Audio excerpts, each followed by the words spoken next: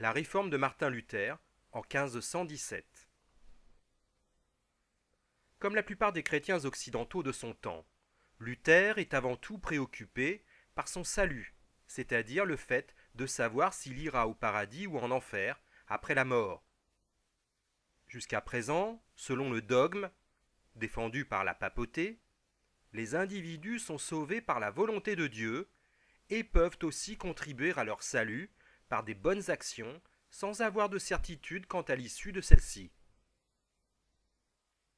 Suite à la lecture longue et approfondie de la Bible, Martin Luther parvient à la conclusion suivante, dont le contenu peut être résumé ainsi. Si l'on croit en Dieu, c'est le signe qu'on a reçu la grâce de sa part et qu'on est donc sauvé. Par conséquent, c'est Dieu, et lui seul, qui décide. Les prières dans les monastères, le culte des saints, y compris celui de la Vierge Marie, ainsi que la division stricte entre les clercs et les laïcs, deviennent alors inutiles. Car la vérité est dans les Écritures saintes seulement.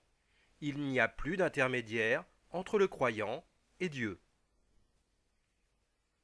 En octobre 1517, Luther placarde sur la porte de l'église du château de Wittenberg le contenu de sa foi nouvelle sous la forme de 95 thèses, 95 affirmations ou propositions.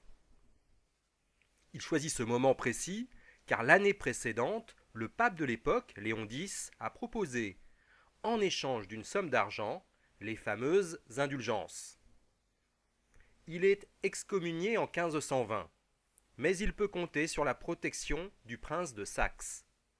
L'unité de la chrétienté occidentale disparaît alors définitivement à partir de ce moment. Luther vient de donner naissance à la religion protestante.